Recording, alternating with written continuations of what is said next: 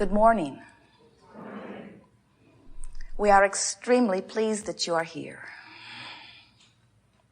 It is good to come together for the purpose of co-creating. Do you agree? You are knowing what you are wanting, for the most part. You are enjoying how that evolves. The entire universe is established in order to assist you out here on the leading edge of focusing your desire. How are you doing with that? Do you enjoy the desire when it is manifest? Do you enjoy the desire even before it is manifest? This is the crucial question. Is your desire life-giving without manifestation? Say yes. We all are eternal beings, and desire will continue to evolve. We will be eternally amending our desires. It is the way everything is established. You cannot hold your desires back. They just happen. Preferences are being born. I prefer that to that. I prefer that to that. I see all of these possibilities and this is my choice. I really prefer this. I prefer comfort to discomfort. I prefer joy to sadness. I prefer motion forward to a feeling of stagnation. Or I prefer a little ease to frenzy. I prefer more money to not enough money. Or I prefer more action to not enough action. But I prefer calmer action rather than frazzled action. But I prefer action to boredom. In other words, you are constantly in every moment at all kinds of levels of your being, even cellular levels, speaking preference. And source energy hears every preference at its subtle or broad definition and responds to it immediately. The question is, how much in alignment are you with your preference? If you have been banging around in a situation that is causing you to very clearly state your preference, you want more money, or you want a different physical condition, you want to be well rather than sick, or you want to have prosperity rather than debt. As that preference shoots from you, if you are feeling so much the discomfort of your sickness, or of your debt, or of your dilemma, then you are not in that moment a match to your own desire. So even though you have stated it clearly, vibrationally, maybe even with your words, if you are not a vibrational match to what you're asking for, you cannot let it in. And if you're not letting it in, then you're not living it. And if you're not living it, it isn't because you don't want it. It isn't because you haven't preferred it. It isn't because law of attraction isn't working well. It isn't because you are being put into a category of inappropriate or unworthy, and therefore you are being deprived of it. It is for only one reason. You're not a match to what you want. Don't you love knowing that whatever you prefer, source energy responds? Sometimes our physical human friends have a hard time accepting that. Sometimes when we say, when you ask it is given, we can feel you feeling something like, well, it would be all right if I get what I'm asking for. But some people are asking for some things that I just assume they don't get. What that says is, in order for me to be joyful, in order for me to be satisfied, in order for me to have life the way I want it to be, I need to apply some measure of control to what others are getting. And we say, if you can let go of that one, then you will be in the place of living your life in the way that you've intended. If you will see this environment as a buffet with all possibilities, and you will allow all, including yourself, to choose whatever they are choosing, and you don't get involved in what they are choosing, you will more likely be in alignment with who you really are. It's an interesting thing. When you get together, even in your groups where you feel some sense of compatibility, very often, right in the middle of that compatible group, you have arguments. You say, oh, well, we really come together when we push against our common enemy. And we say, yes, but you have enemies even within your group. And if you could get to the place where you no longer feel a need to push against anything that you disagree with, you would become in alignment with what you do agree with. That's really big. Do you hear that? Do you know that it is your pushing against those things you don't agree with that causes you to be out of alignment with what you do agree with?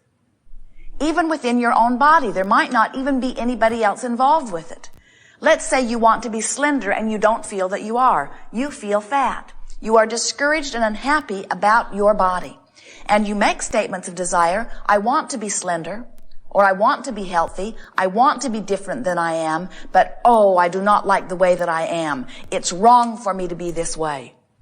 I feel guilty when I eat, or I feel lazy when I don't exercise, or I feel embarrassed when I'm seen by others, or I feel unhappy with where I stand. And we say, your pushing against what you do not want is causing you to not be in alignment with what you do want. It's your awareness of what is that is causing you to offer your most dominant vibration relative to this subject. That's a big word, dominant. What am I dominantly vibrating relative to the subjects that matter most to me?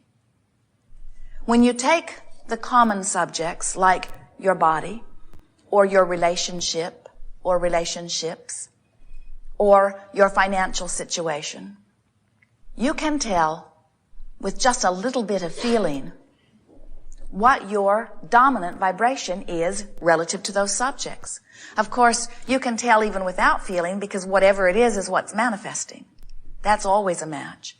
But if you're wanting to know, in terms of vibration, where your dominant vibration is, all you have to do is start paying attention to the way you feel. For example, when you think about dollars, does the subject of dollars or financial well-being, does it feel to you like eagerness, like anticipation, like adventure, like fun?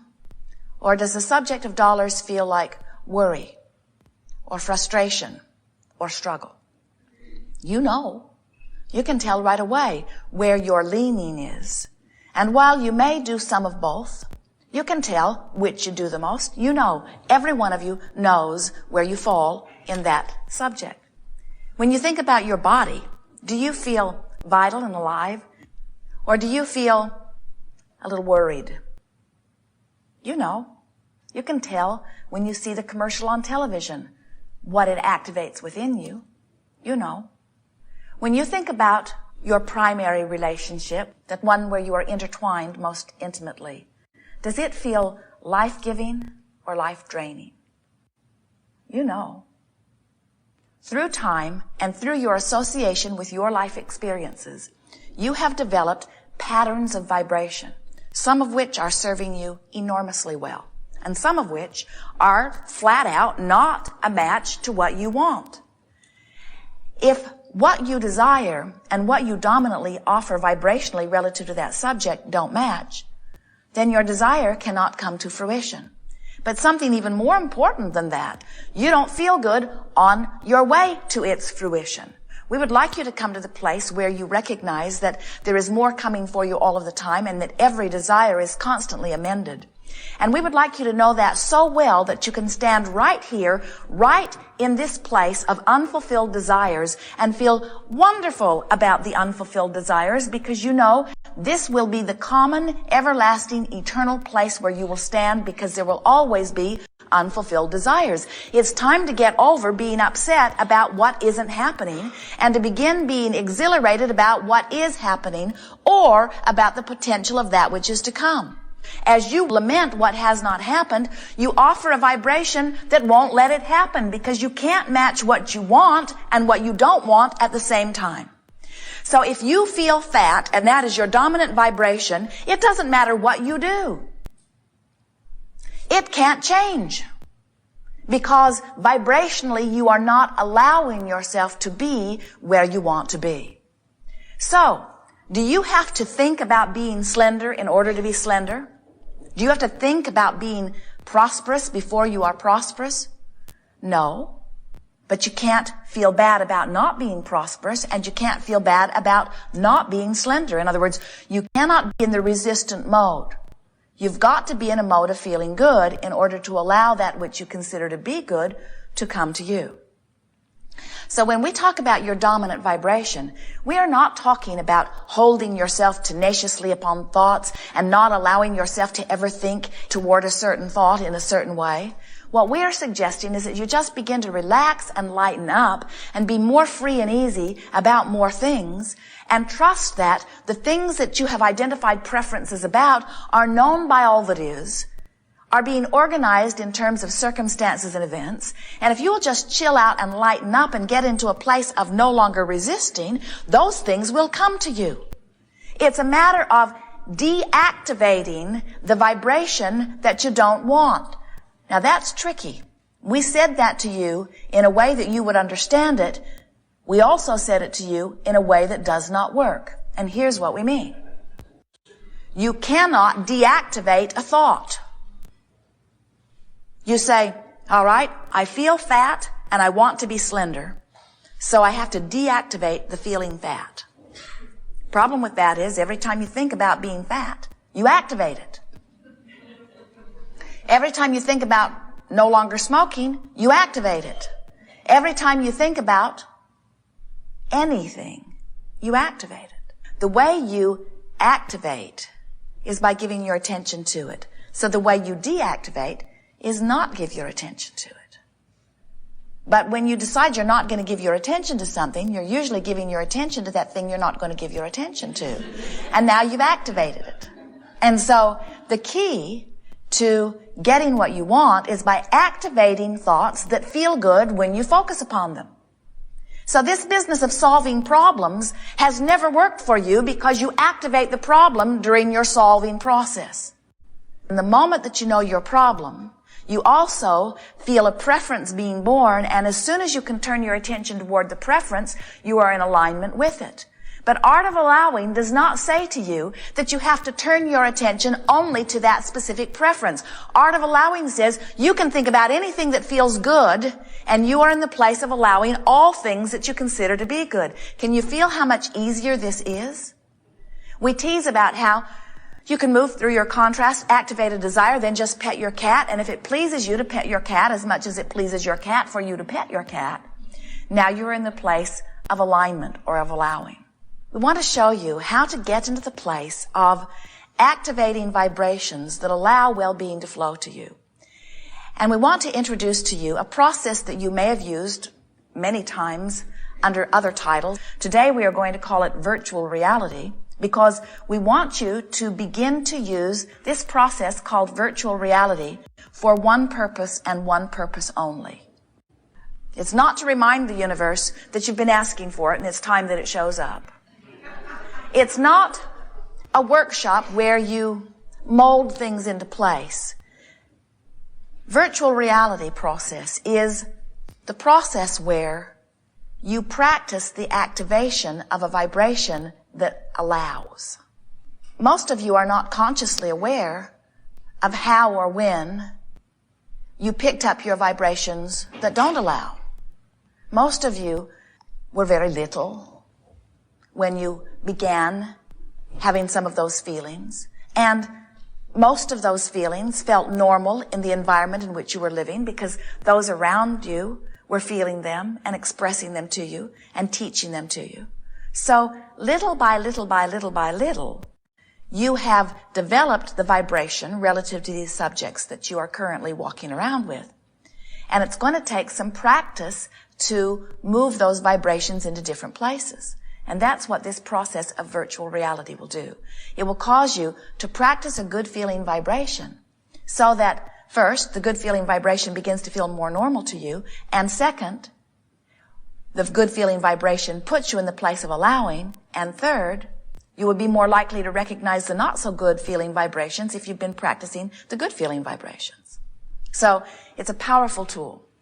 Virtual reality is for one purpose only, and that is for you to practice a vibration that feels good and make it your dominant vibration.